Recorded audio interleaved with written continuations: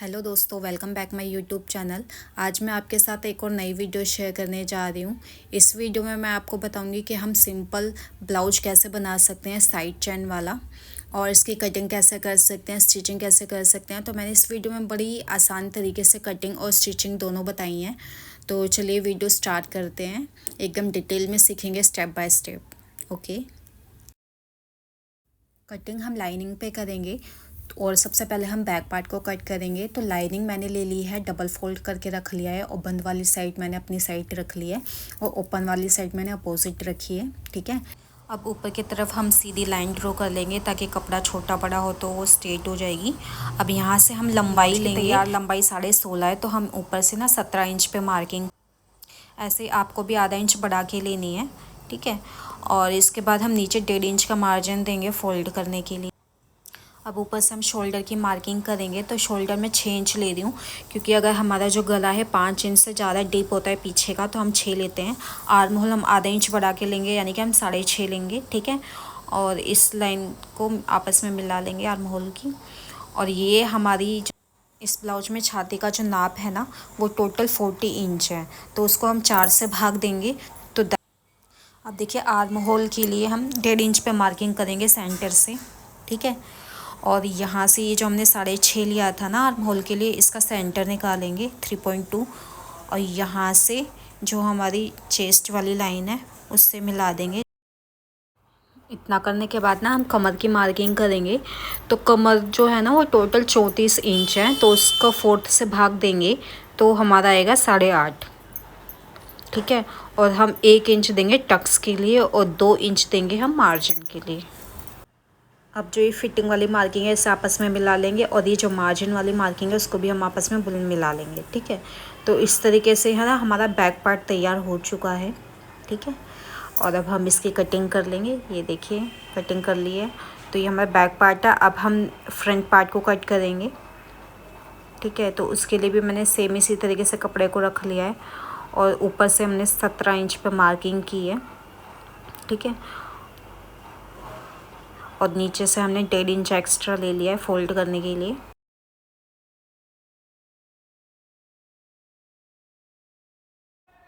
अब हम ऊपर 6 इंच का तीरा लेंगे। आर्म होल के लिए हम सेम 6.5 इंच पे मार्किंग करेंगे और इस चेस्ट लाइन को लंबा कर लेंगे। ठीक है, और नीचे से भी 6.5 लेंगे और दोनों लाइनों को मिला देंगे। अब हम छाती का नाप लगाएंगे 10, और 1 इंच आर्म होल के लिए मार्किंग करेंगे और इसको गोलाई दे देंगे।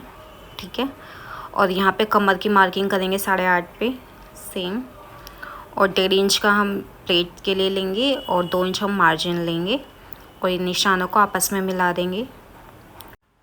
फिटिंग वाले निशान को फिटिंग वाले से मिलाएंगे, और जो मार्जिन वाला निशान है उसको उससे मिलाएंगे। और अब इसकी भी हम कटिंग कर लेंगे। देखिए, इस तरीके से हमने लाइनिंग की कटिंग कर ली है। ये हमारा फ्रंट पार्ट और रेडी हो गया है। ठीक है, अब हम मेन फैब्रिक को भी कट कर लेंगे। ये देखिए, मैंने मेन फैब्रिक कट कर लिया है, बैक पार्ट का और फ्रंट का। ये देखिए, फ्रंट का मेन फैब्रिक है। अब हम स्लीव्स कटिंग करेंगे। स्लीव्स कटिंग की सिर्फ मैं आपको कटिंग दिखा देती हूँ। ठीक है, देखिए, स्लीव्स के लिए मैंने 4 फोल्ड में कपड़े को बिछा लिया है। ठीक है, अब यहाँ से हम सीधी लाइन ड्रॉ कर लेंगे। अगर कपड़ा छोटा बड़ा है तो वो कट हो जाएगा। ठीक है, और यहाँ से हम 16 इंच की बाजू रखेंगे, तो आधा इंच बढ़ाते हुए हमने 16.5 इंच पे मार्किंग कर ली है। ठीक है, नीचे से 1.5 इंच पे मार्क कर लेंगे फोल्ड करने के लिए। ठीक है, यहाँ से 3 इंच डाउन ले लेंगे, और चेस्ट का नाप 10 इंच है, तो 1 इंच कम करते हुए हम यहाँ से 9 इंच पे मार्किंग करेंगे। 9 इंच पे मार्क कर लिया है, और यहाँ से हम मोरी का जो नाप लेंगे वो 5 इंच लेंगे। ठीक है, और अब ये दोनों निशानों को मिला देंगे, फिटिंग वाले को मोरी वाले से, और ये मार्जिन के लिए हम ले लेंगे 1.5 इंच का। ठीक है, और यहाँ से 2.5 इंच पे मार्किंग करके यहाँ पे शेप दे देंगे आर्म होल की। ये देखिए, इस तरीके से हमारी स्लीव्स कटिंग हो चुकी है।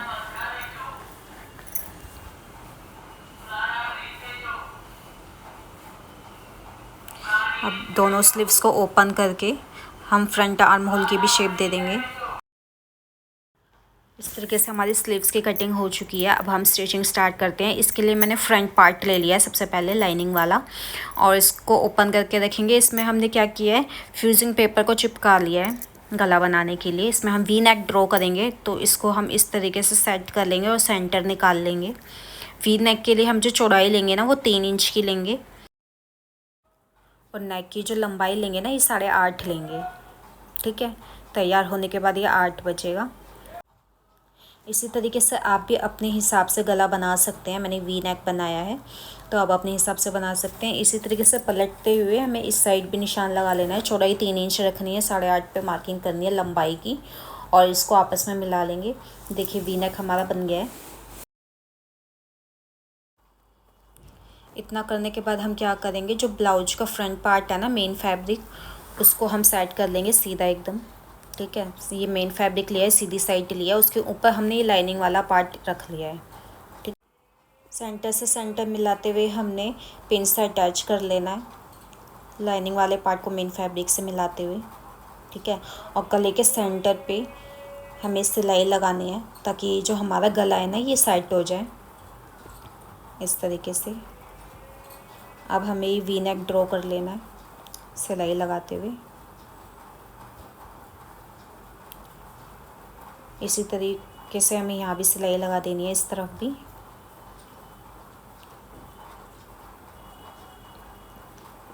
ये देखिए, तो इस तरीके से हमारा वी नेक तैयार हो चुका है। हम पलट के दिखा देती हूँ, ये देखिए। अब यहाँ पे हमें क्या करना है, यहाँ से हमें 1/2 इंच का मार्जिन छोड़ते हुए वी नेक को कट कर लेना है, और ये जो 1/2 इंच का मार्जिन छोड़ा है ना, यहाँ पे कट लगा लेना है सेंटर में, और बीच में छोटे छोटे कट लगा देने हैं आपको। बस सिलाई नहीं कट होनी चाहिए।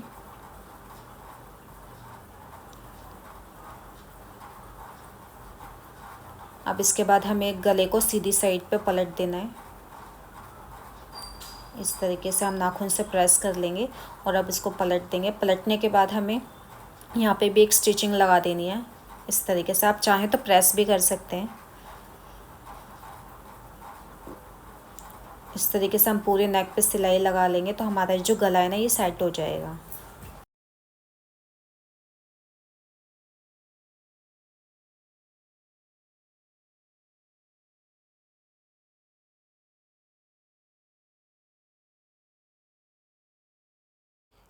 ये देखिए गला बन के तैयार हो चुका है। अब हम पूरे मेन फैब्रिक को लाइनिंग के साथ अटैच कर लेंगे। ये मैंने कच्ची सिलाई लगाते हुए पूरी लाइनिंग को मेन फैब्रिक के साथ अटैच कर लिया है। सेम इसी तरीके से गाइस हमें बैक पार्ट को भी तैयार कर लेना है। इसी तरीके से मैंने वी नेक बनाया है बैक में, और सेम इसी तरीके से मैंने लाइनिंग को अटैच किया है। ठीक है, तो इसलिए मैं उसकी वीडियो नहीं दिखा रही हूँ, क्योंकि वीडियो बहुत ज़्यादा लंबी हो जाएगी। तो सेम इसी तरीके से मैंने बैक पार्ट को भी तैयार किया है। एंड गाइस, अगर आपने अभी तक मेरे चैनल को सब्सक्राइब नहीं किया है, तो आप सब्सक्राइब कर लीजिए, ताकि मैं अब आगे जाके जो भी वीडियो डालूँगी आप उसे देख सकते हैं।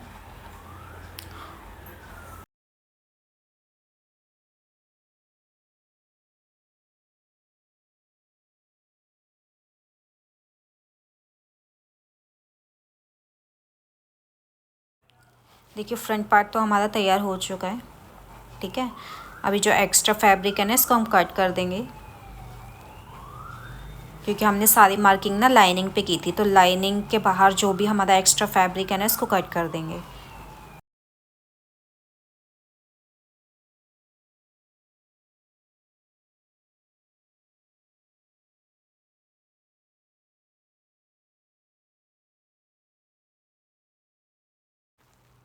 तो गैस मैंने फ्रंट पार्ट को तैयार कर लिया है, उसी तरीके से मैंने बैक को भी तैयार कर लिया है। इसमें भी मैंने वी नेक ही बनाया है, 8.5 इंच का वी नेक बनाया है। ठीक है, अभी हम इसके तीरे मिलाएंगे। तो तीरे के लिए मैंने बैक पार्ट के ऊपर ही फ्रंट पार्ट रख लिया है, और इस तरीके से तीरे को मिला लिया है।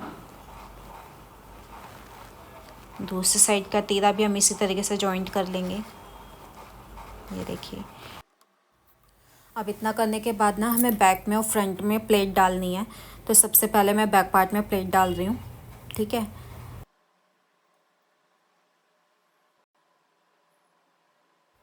अब हम बैक के प्लेट के लिए ऊपर से इंची टेप रखते हुए 11 इंच पे मार्किंग करेंगे और सेंटर से जो दूरी रखेंगे वो 4 इंच रखेंगे। ठीक है, तो दूसरी साइड भी इसी तरीके से 11 इंच पे मार्किंग करेंगे और सेंटर से जो दूरी रखेंगे वो 4 इंच पे रखेंगे।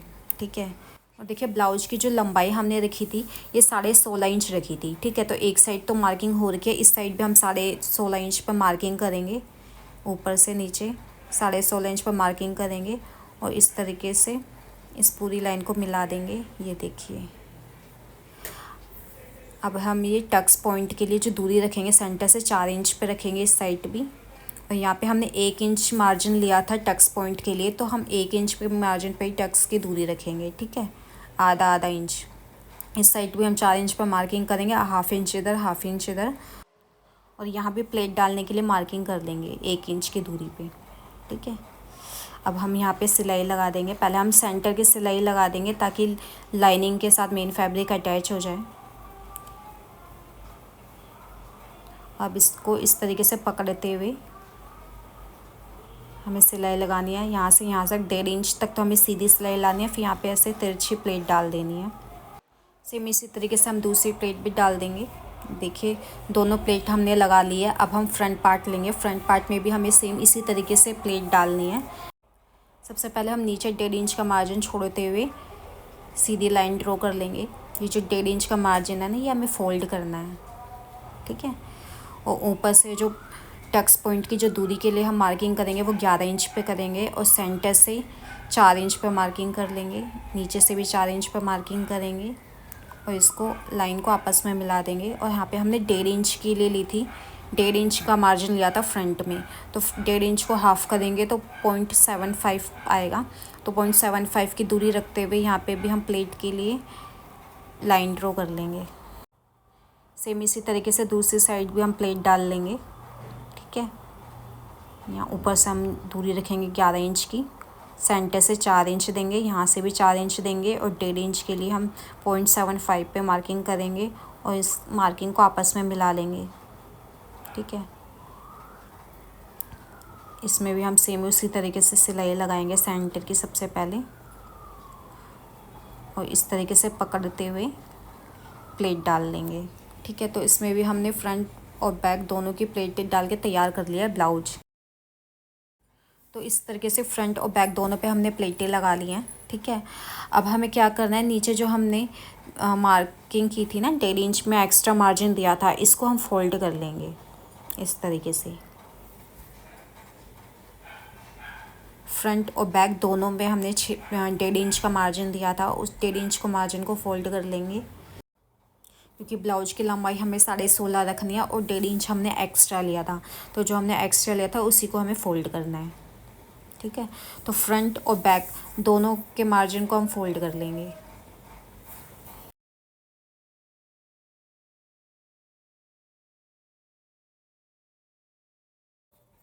देखिए फ्रंट पार्ट को तो हमने तैयार कर लिया है।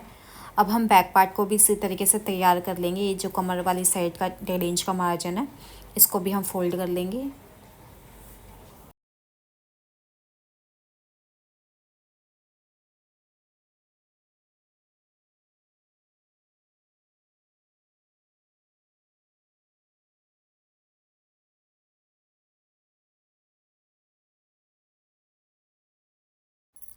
इतना करने के बाद दोस्तों अब हमें फ़िटिंग की निशान लगाना है। तो एक साइड तो फ़िटिंग का निशान लगा हुआ है। ठीक है, तो दूसरी साइड में निशान लगा लूँगी। तो हमारे जो मार्किंग थी, चेस्ट में हमें 10 इंच पर मार्किंग करनी है और कमर पे हमें 8.5 इंच पर मार्किंग करनी है। तो हम सेंटर से निशान लगाएंगे, सेंटर से 10 इंच पर लगाएंगे चेस्ट के लिए। और अब दोनों निशानों को आपस में मिला देंगे। ये चेस्ट वाली मार्किंग को ना कमर वाली मार्किंग से मिला देंगे, तो ये हमारे फिटिंग का निशान लग जाएगा। ठीक है, और इस साइड हमें राइट हैंड साइड पे पूरी फिटिंग की सिलाई लगा देनी है क्योंकि दूसरी साइड जो है वहाँ पे हमारी चैन लगेगी, इसलिए इस साइड हम फिटिंग की सिलाई लगा देंगे।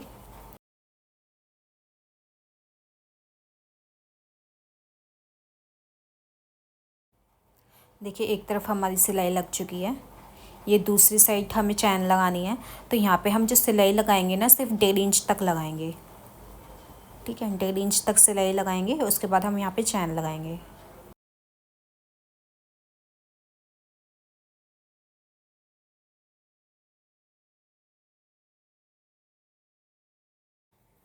गाइस चैन लगाने के लिए हमें ना सीधी साइड में मार्किंग करनी होगी। ठीक है, तो हमारी जो कमर है ना ये 17.5 है, तो हम यहाँ पे मार्किंग कर लेंगे 17.5 पे। ये देखिए, और चेस्ट से मिला लेंगे इस मार्किंग को। अब दूसरी साइड भी हम सेम मार्किंग कर लेंगे। यहाँ पे भी हम कमर की मार्किंग 17.5 पे करेंगे और चेस्ट वाली मार्किंग को कमर वाली मार्किंग से मिला देंगे। ठीक है, अब हम यहाँ पे सीधी साइड ब्लाउज रखेंगे और चेन को नीचे रखते हुए सिलाई लगाएंगे। ये देखिए, चैन को हम नीचे रखेंगे और ये ब्लाउज ना हमने सीधा रखा है और चैन इसके नीचे रखी है। आधा इंच या 1 इंच हम चैन बाहर निकालते हुए सिलाई लगाएंगे। ठीक है, ये बड़े इजी तरीके से मैं चैन लगा रही हूँ। ठीक है, तो इस तरीके से आप भी लगा सकते हैं, खासकर जो बिगनर्स हैं वो इस तरीके से चैन लगा सकते हैं। ये हमने जहाँ पे चेस्ट की मार्किंग की थी ना, जहाँ पे हम चेस्ट का 1.5 इंच पे मार्क किया था, वहाँ तक सिलाई लगानी है जहाँ तक सिलाई थी हमारी। अब उसके बाद हमें इस तरीके से फोल्ड कर देना है और अब ये दूसरी साइड भी हमें सिलाई लगा देनी है। फ्रंट साइड पे हमने जो मार्किंग की थी ना फिटिंग की, उतना कपड़ा अंदर करते हुए ही हमें ये चैन लगानी है। यानी बिल्कुल जो फिटिंग वाला निशान है ना वो निशान चैन तक आना चाहिए। ये देखिए, इस तरीके से हमारी चैन लग चुकी है। मैं आपको एक बार चैन ओपन करके दिखा भी देती हूँ। ठीक है, और ये जो है ना एक्स्ट्रा 1 इंच का जो हमने चैन छोड़ी थी, ये हम ना तुरपाई के साथ अंदर को फोल्ड कर लेंगे। ठीक है, थैंक्स फॉर वॉचिंग गाइस।